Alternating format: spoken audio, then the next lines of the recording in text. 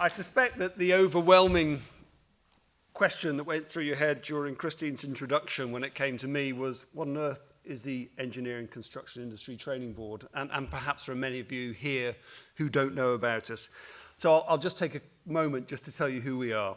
We're a statutory skills body, one of only two remaining. We remain because our industry wants us to remain, not because they're directed to have us to remain. And we're responsible for the design, build, maintenance and decommissioning, effectively, of the nation's critical national infrastructure. And the sectors we cover are oil and gas, renewables, nuclear, pharma, chemicals, food, water.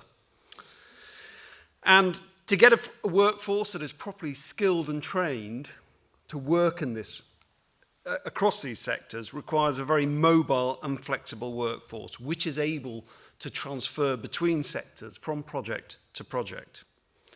And they will be central to the clean growth agenda, new solutions and reducing emissions through carbon capture and storage, and of course as hydrogen is increasingly used, but across a plethora of the technologies coming in.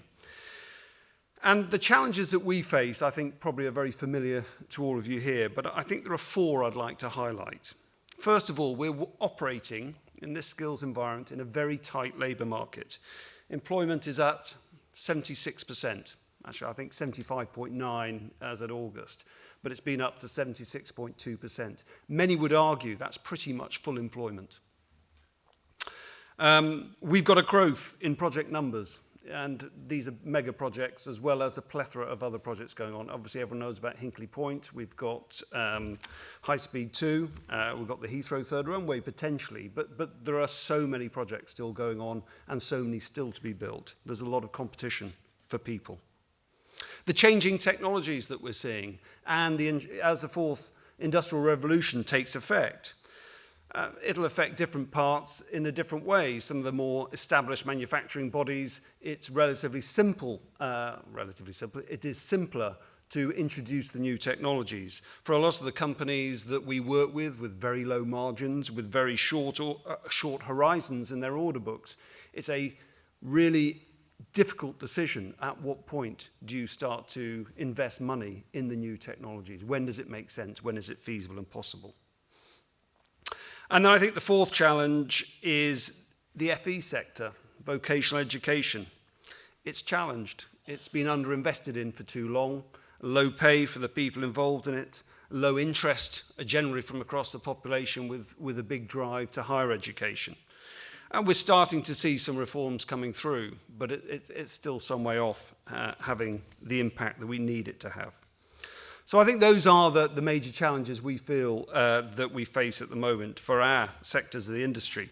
And in terms of responses, how are we responding? Well, I spent last year working with my board, consulting with industry and with governments, plural, because of course skills are a devolved issue, which complicates the skills picture further, to actually understand what the industry's needs were, and we developed a strategy, leading industry learning as a result of that.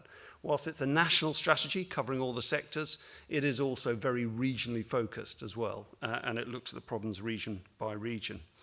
As a result of that strategy and the consultation that followed, the industry have voted this year not just to continue paying the levy and keeping us in existence, but actually to increase the levy. And in one sector of industry, the levy will more than double. That says something really interesting. It says something, despite all the economic challenges with Brexit and everything else, the other challenges that we face, industry recognises the need to train and develop its people as never before, and recognise the real challenge. So, about for the future, what are we doing?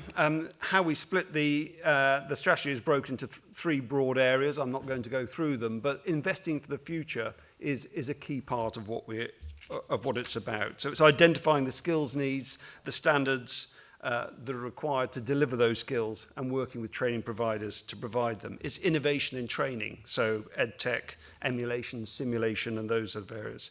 Yeah, and it's preparing leaders to people so they can understand to adopt those technologies. Again, we heard this morning earlier about the importance of bringing the supply chain along with some of the bigger manufacturers. Well, actually, a lot of that supply chain doesn't have the resource, the time, and the effort to understand the new technologies and how they can aid their businesses, which ones are relevant. And that's part of what we'll be doing with our industry to do it. But it's an important part. And of course, creating a diverse and inclusive workplace. And diversity and inclusiveness, not just in balance of the genders, but actually, and I don't know how many of those we're going to count at the moment, but I'm also thinking about, look at the lack of black and ethnic minority representation in the industry. Actually, most of our industry is fishing in a very small pool of people. If you consider the very low take-up by women and people from black and minority ethnic background, probably fishing in about 40 to 45% of the population, not all the high achieving percentage either. And that produces the challenges. So we've got to change it. And we've got to change it because we need the people, because of those challenges on who else wants the workforce, and we've got to try and attract people in. But also we need to think differently if we're going to bring in these new technologies. The fundamental thing missing from so much is creativity. How do we people think creatively to harness the new technologies and move towards the net zero carbon economy? So I'm going to start to bring that to a close. I'm very conscious of the time.